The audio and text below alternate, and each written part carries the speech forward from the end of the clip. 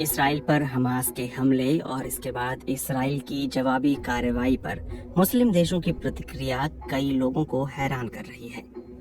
आमतौर पर फलस्तीन का खुलकर समर्थन करने वाले मुस्लिम देशों ने सतर्कता के साथ प्रतिक्रिया दी है और इन देशों का रुख बटा हुआ दिखा है। ज्यादातर इस्लामिक देशों ने खुलकर हमास का पक्ष लेने से परहेज किया है। ऐसा इसलिए भी माना जा रहा है क्योंकि हमास का हमला ऐसे वक्त पर हुआ है जब इसराइल और मुस्लिम देशों के बीच रिश्ते सुधारने की कवायद चल रही थी। इस्लामिक देशों के सबसे बड़े संगठन ऑर्गेनाइजेशन ऑफ इस्लामिक कोऑपरेशन यानी OIC ने भी सतर्कता के साथ प्रतिक्रिया दी है। संगठन ने कहा है कि वह फलस्तीन में इसराइल की कब्जा की गई जमीन पर उसकी सैन्य कार्रवाई से चिंतित है। इसने सैकड़ों लोगों को शहीद किया है और बड़ी तादाद में फलस्तीनी लोगों को घायल किया है। OIC के एक अहम सदस्य संयुक्त अरब अमीरात यानी UAE ने इस हिंसा के लिए फलस्तीनी चरमपंथी संगठन हमास को जिम्मेदार ठहराया है। UAE के विदेश मंत्रालय ने कहा है कि इस्राएली शहरों और गजा पट्टी के नजदीकी गांवों पर हमास के हमले से संघर्ष ने भीषण रूप ले लिया है। हमास ने आबादी वाले इलाकों पर हजारों रॉकेट दागे हैं। वहीं सऊदी अरब ने कहा है कि वो इस्राएली सेना और अलग अलग फलस्तीनी गुटों के बीच संघर्ष पर नजदीकी निगाह बनाए हुए है। सऊदी अरब के विदेश मंत्रालय ने कहा है कि सऊदी अरब दोनों पक्षों से हिंसा छोड़ने की अपील करता है। इसके साथ ही वो दोनों ओर के नागरिकों की सुरक्षा बहाल करने और संयम बरतने की अपील करता है। गजा पट्टी में हालात जिस कदर विस्फोटक हो गए हैं वो इसराइल के लगातार कब्जे और फलस्तीनी लोगों को उनके कानूनी हक से वंचित करने का नतीजा है।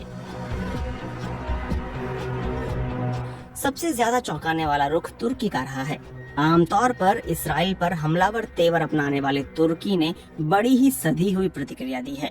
तुर्की के विदेश मंत्रालय ने कहा है कि हिंसा बढ़ने का किसी भी पक्ष को फायदा नहीं होगा। तुर्की हालात काबू करने में सहयोग देने के लिए हमेशा तैयार है। इस दुखद घटनाक्रम ने साबित कर दिया है कि इसराइल और फलस्तीन दो राष्ट्र हैं। इस घटना ने इस नजरिए की अहमियत एक बार फिर साबित कर दी है। हम दोनों पक्षों से अपील करते हैं वो हिंसा का रास्ता छोड़ एक स्थायी समाधान की दिशा में काम करें। OIC के सदस्य कतर ने भी शांति की अपील करते हुए कहा है कि वह इसराइल और हमास के बीच बढ़ते संघर्ष पर नजर रखे हुए है। वहीं मलेशिया ने कहा है कि वो इस संघर्ष में हुई मौतों से चिंतित है।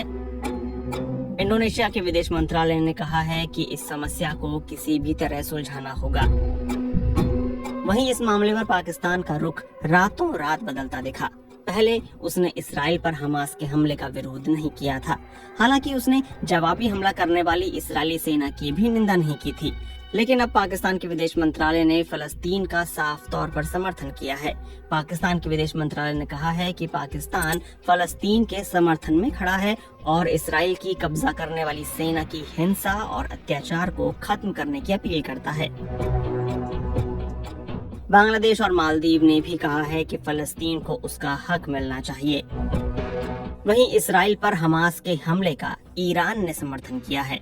हमास के प्रवक्ता ने कहा था कि इस अभियान को ईरान का समर्थन हासिल है। वहीं ईरान के विदेश मंत्रालय ने भी कहा है कि हमास के ऑपरेशन अल अक्सा फ्लड रेजिस्टेंस ग्रुप और सताए हुए फलस्तीनियों की प्रतिक्रिया है। यह फलस्तीनियों के हक के समर्थन में की गई कार्रवाई है।